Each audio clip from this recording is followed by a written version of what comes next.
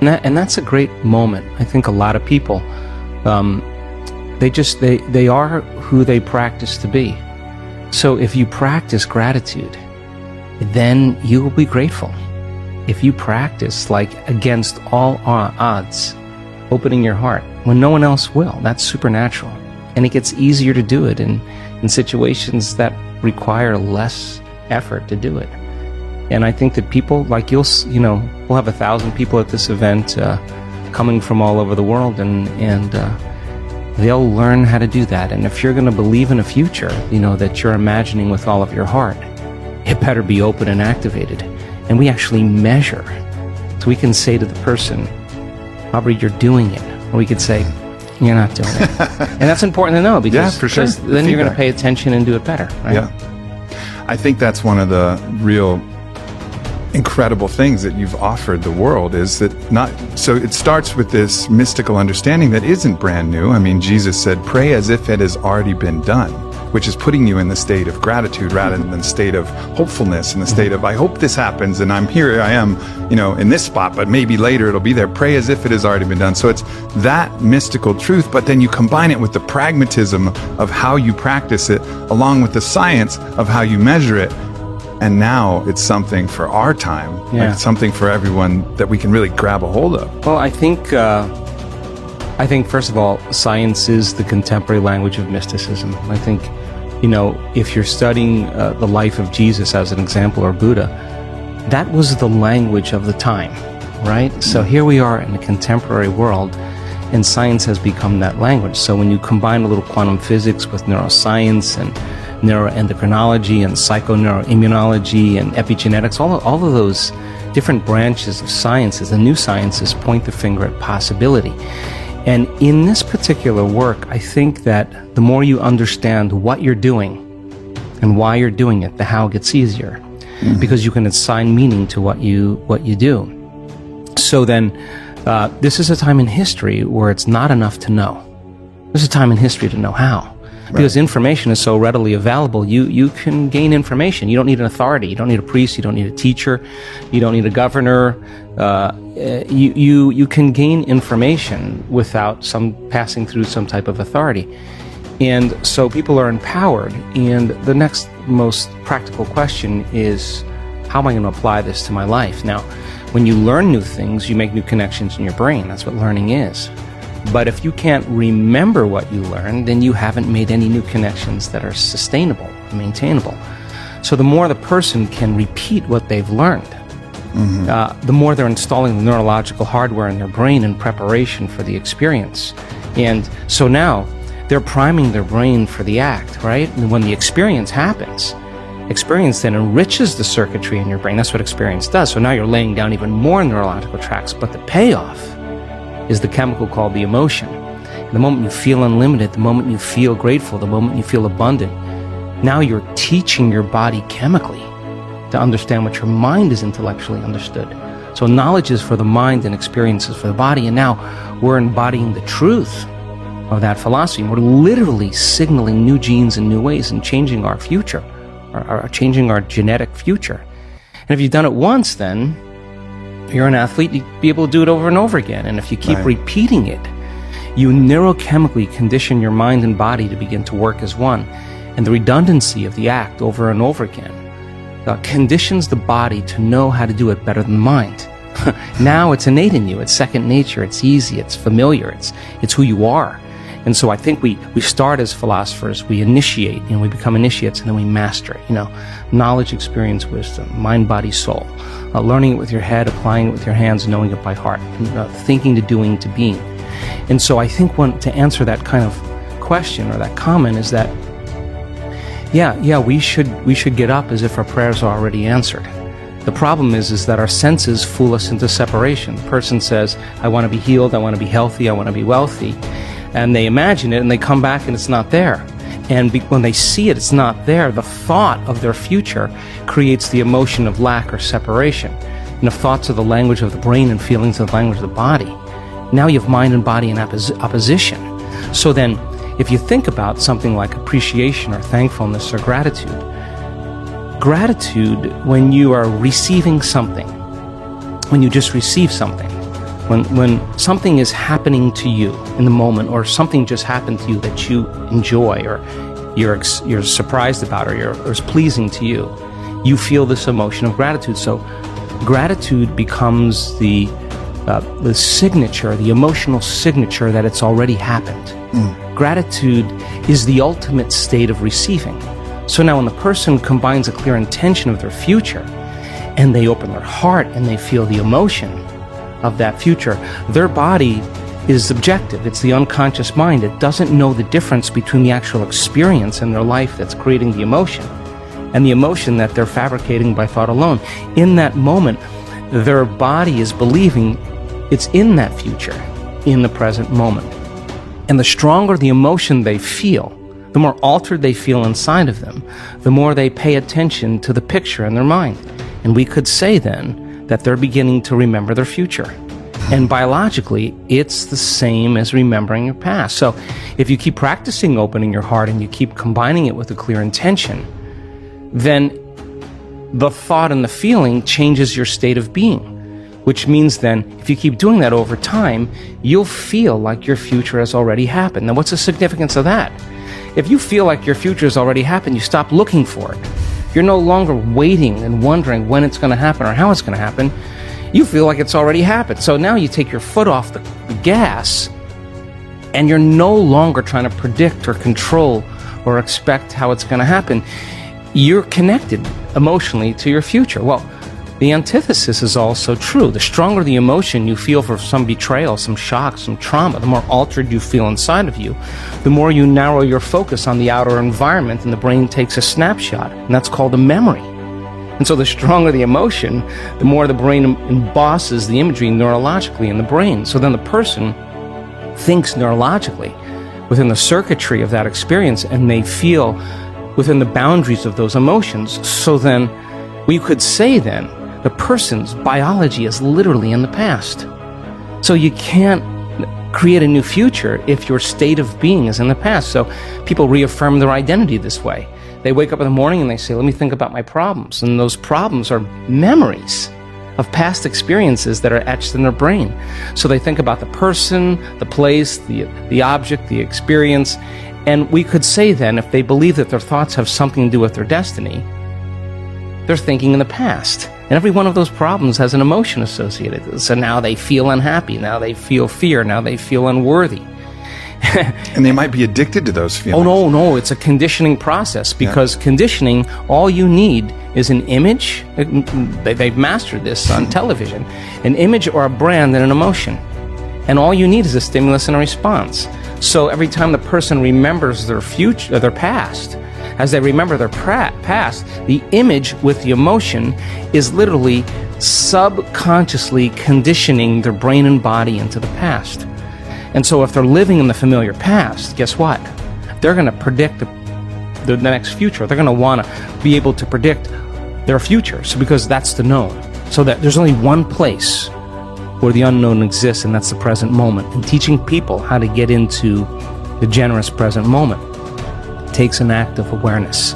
And most people would rather turn on their TV or, get on their cell phone or Facebook or whatever, because that reaffirms their present, which is living in the past, right? And I've noticed this even with myself. I know that I'm addicted to the stress hormones and that state of struggle and that state of fighting to try and build my business, to try and create this message, to try and deliver this blessing that I knew I had early on, and make sure that I deliver it in the best way possible, and all the pressure and all the anxiety and all the worry about that.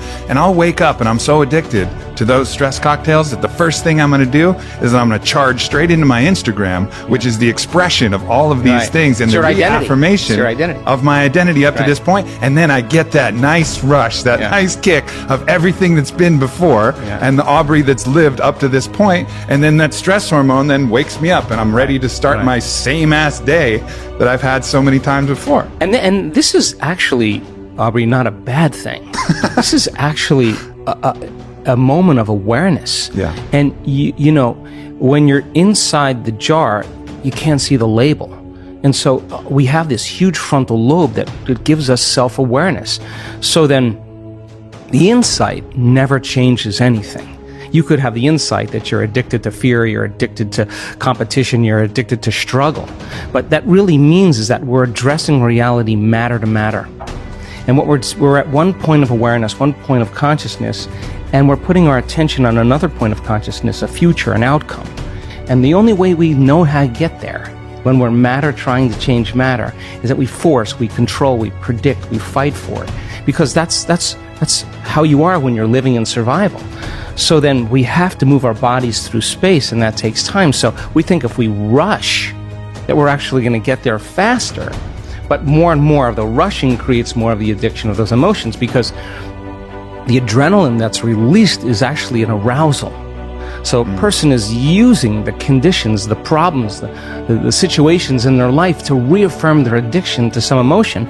To me, that means we become addicted to the life we don't even like. And so that's why change is so hard. So then let's offer another alternative. Well, when you begin to create from the field instead of from matter, the only way you can do that is you have to learn how to take all of your attention off your body and become a nobody. Take all of your attention off all the people in your life that you give so much of your attention and energy to because you have an emotion associated with them. And get beyond all the people in your life and go from a someone to a no one. Mm-hmm. Now, if you've worked your whole life being a someone, or if you've been working your whole life thinking that you're your body, you're going to have to work a little harder because that's your identity. Sure. That's what you're associated with. And it's a long time of conditioning that you have to unwind. And if this was easy, everybody would be doing it. So then you have to go get beyond all the things in your life, your cell phone, your computer, your car, and literally go from something to nothing. You have to take all your attention off the place you work, the place you live, the place you need to be, the place you're sitting, and go from somewhere to nowhere. You got to stop thinking about the predictable future and the familiar past and go right into the present moment and go from some time to no time. And if you do that properly, you become pure consciousness. And that's how you enter the field. Now, we've done the research on this. We call it getting beyond the self. Now, once you are pure consciousness, you're taking all of your attention off this three-dimensional reality. Now, where you place your attention is where you place your energy. So if you've taken all of your attention off of everything material, there's only one place you're going to wind up, and that is the immaterial realm called the quantum field, an invisible field of energy that unifies and connects everything material. So now when you're creating from the field and you combine a clear intention with an elevated emotion and you're connected and you feel connected, the suggestion of an alternative way to create is that when there's a vibrational match between your energy and some future reality, you actually no longer have to go anywhere to get it. You're actually the vortex, and you will collapse space and time and draw the experience to you. Now that, to me, is a lot more fun because the experience is the unknown. You can't predict when it's going to happen or how it's going to happen, because if you can predict it, it's known. So then you have to lay down the very thing you use your whole life to get what you want for something greater to occur. Now that goes against generations untold of conditioning and a lifetime of habituation, believing that we're trapped in this material world. And yet, I can say to you, without a doubt, that once you understand that formula, and once you know how to create that kind of brain and heart coherence, the side effect of that is a change in biology, neurologically, chemically, hormonally, genetically. We've measured it. We've seen gene regulation changes in 4 days. More brain coherence, more heart coherence. Your brain's working better. You're trusting your heart. It's open. There's different chemicals that are released. Oxytocin suppresses survival centers, resets the baseline of a person's trauma or shock. Your immune system goes up. You lengthen your telomeres. We've measured that too. So you're changing the future of your body. You're extending your life. That's evidence, right? So we have the evidence to know that it could happen because we've measured it. But the real evidence is watching the testimonial of someone who says, I had stage 4 cancer. I was told as a 41-year-old woman that I wouldn't live for more than 2 months. And I have no evidence of cancer in my body at all. Or someone that's a physician who has Parkinson's disease that's tried everything from the medical route and has one transcendental moment, and their tremors and their pain are gone. And now they're chewing food, they're swallowing, they're blowing their nose, they're standing up on their own. That's energy affecting matter. So we have hundreds and hundreds of testimonials of people that not only healed their body, but created pretty profoundly magical things in their life. So you have evidence in the scientific world, you have evidence in the practical world, and evidence is the loudest voice right now. Yeah, it's necessary to overcome that bias of the rational mind that we develop to get us past these superstition, like the superstition stage where we were afraid of all kinds of things, and we relied on science to get us past that point where we could have something we could have faith in. And now that we can have the science that can harness the abilities and match up with the things that you're saying, that really empowers us to overcome that initial objection and allows us to empower our belief to actually reach that state. And the accelerator of that whole process is witnessing it. Because I'll stand on the stage. I did this just in our last week-long event in Cancun. And I watched a man stand on the stage and tell his testimony of his healing. I looked out in the audience. There wasn't a person in the audience that was thinking about anything else. They were witnessing truth right before their eyes, a miracle. Now, you see that, and you look at the person, doesn't look like a movie star, doesn't look like a vegetarian, doesn't look like they're buffed, doesn't look like they're different than anybody else. They just look like an average person. And the most common thought that happens when you witness that is, if that person can do it, so could I. And that drops the belief right away. You cannot go back to being the same person after you witness that. It's impossible. You're witnessing that type of transformation.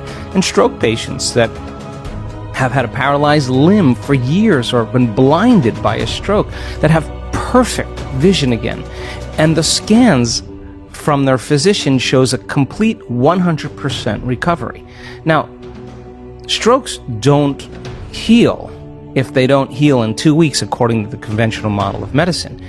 And nerves don't really come back online if they've been damaged after a period of time. And yet we're witnessing those kind of supernatural changes. So then the belief, the subconscious belief that that is impossible. You may say, oh yeah, I believe that a person can be healed. Yeah, I believe in miracles.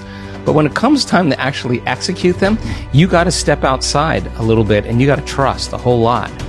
So then when you start witnessing it, it becomes like a brush fire. I mean, we see in our events, once we start seeing those healings, we know it's going to just get better and more phenomenological. And then the side effect of that is a person with Raynaud's syndrome who has incredible sensitivity to cold, that has an immune problem, that is, you can't go out of their house. They stand on the stage and they say, I cannot believe it. I was just outside. It's November in London. I have no pain in my hands. And someone in the audience watches the same thing. We had 4 people at that event with Raynaud's syndrome go into complete recovery, into complete remission.